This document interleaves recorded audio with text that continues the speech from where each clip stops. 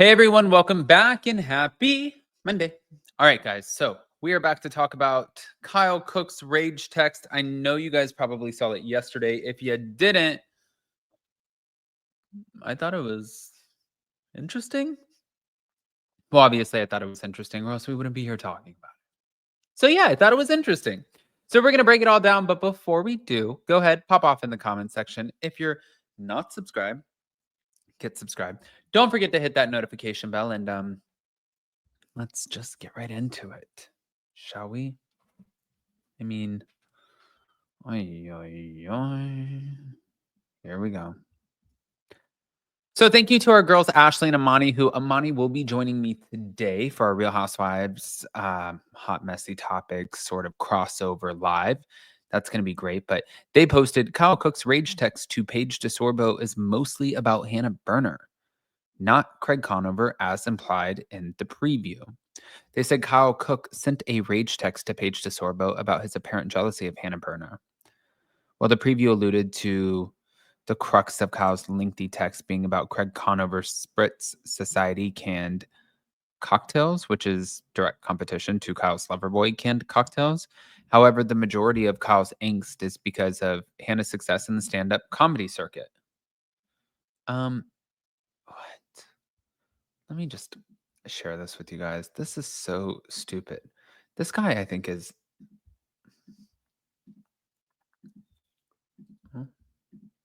Here we go. This is the text that you see on screen. This is what it said. Honestly, beyond discouraged with Craig too.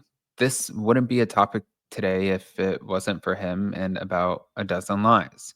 I can't believe this is where Hannah is at 3 years later. I'm fucking ape shit. First, her telling Alex Cooper I cheated on Amanda right up until our wedding, and all the pain that we fucking suffered because of that podcast when it was at its peak, which I never fucking confronted you or her about. Now this. You've been with her this entire time and are now out there saying that you wish you stood up for her season 5. Now this? Is this what you think as well? Hannah had the lowest Q rating, can't see. Entire network, aka likability, just can't see. Dave Kaplan, drunk, and he'll tell you. Sorry to barrage you. I was just heated in the moment and can't vent to Amanda because she basically divorced me for potentially hurting your guys' friendship with the Sprit stuff. And I don't understand how lies keep getting. And it cuts off. Well, it says in the next episode's preview when Paige says Kyle is yelling at me about Craig and it flashes to the barrage of text.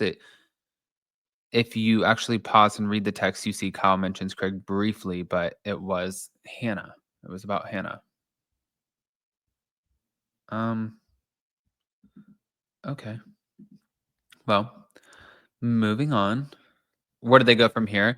So our girls at Taste of Reality said, we're anxious to see if production breezes over all aspects of Hannah in this text. And one option Bravo had was to focus solely on the Summer House versus Southern Charms battle of the Spritzers. Business-wise, it would make sense for the network to leave the Kyle versus Hannah drama out completely because she's no longer on TV as far as Bravo, whereas the Spritz battle engages 2 of their shows. And another option is to do some re-editing now that this text has been decoded, thanks to Face for Reality 16. The danger that they face with this is leaving their audience to feel like victims to the edit. And they also said, in my honest opinion, if y'all are shooting reality TV, give us the reality. Kyle is bothered by Craig Spritzers, but is legitimately angered by Hannah's success after getting canned from Summer House. So they think that the real story here is Kyle's jealousy of Hannah, which... What a wild... Kyle isn't... He is a character. But it just comes off like it's like F-boy energy. It's like, what are you so mad about? She's successful. She just sold out Radio City twice with Paige. 6,000 people. That's 12,000 people. She had a Netflix special. You have a canned spritz tea thing. Like, it doesn't matter. What are you so angry about? Relax. Let's all get along. Speaking of which, though, our girl Jenny Blaze over at Bravo and Blaze ended up sitting down with Shep's friend that is a girl. I don't think we can call her a girlfriend. I don't know if you guys are watching the show, but this is just cringy. And you know what? It's kind of like, I hate to say this. I was talking to somebody else in the realm of friends. You watch the show, Shep, because you're like, man, this guy's getting strung along by this girl. But then you think back to his whole time on the show where he openly admitted being in these long-term relationships and cheating on these women. So then you kind of think in your head, you're like, well, shit, that's karma. Karma got you, buddy. Like, we kind of feel bad for you because she's stringing you along and you're sitting there like a puppy dog, but it doesn't feel really good, huh? Not to be, and I'm just saying, I'm listening to other people who are actually in the friend group talk to me about this stuff. I don't know Shep at all. I don't know him. So just listening to it, I can see it from that perspective. You know, it probably didn't feel good when it happened to Taylor and Green, right? But you still did it. Hold on. Did anyone else? Oh. So when I did see that, I was like, okay. I didn't really expect for there to be so much coverage of our relationship. I didn't think it was going to be that big of a topic this season at all, actually. I was very shocked by that. So you said on the latest episode that a lot happened in the 6 weeks since you saw Shep. And then on the after show, Shep said you told him you were going to stay with him when he came to visit. How much of that is true? So when I did see that, I was like, okay. I didn't really expect for, I don't want to be on television kissing someone or, you know, that I'm not married to, or any suggestive scenes or anything like that. It's not really something that I was very keen on, especially if, you know, he and I aren't married, or at that point we weren't even officially girlfriend and boyfriend. So I got you. Shep said on last night's episode that you,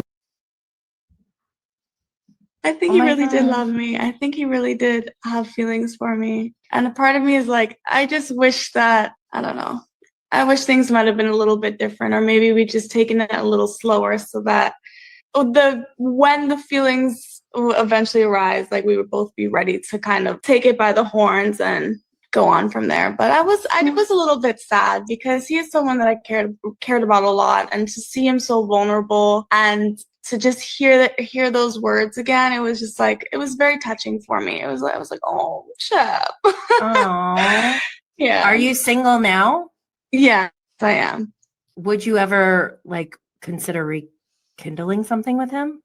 I think he really did love me. I think he really did have feelings for me. And a part of me is like, I just wish that, I don't know, I wish things might have been a little bit different, or maybe we just taken it a little slower so that.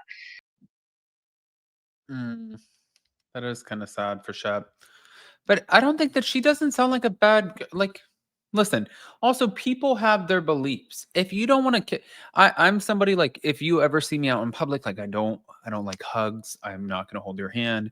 I'm not going to do like tisses, no tisses. Everything is behind the scenes with me. I am just that way. I am private in that way. I'm weird about that shit. And I understand. And hers are just values. Mine, I'm just a weirdo. So I get it. I want to hear what you guys think, though, especially about the Kyle Rage text. Pop off in the comment section, smash the like button, show some love. Then we'll see you next time. Love you guys.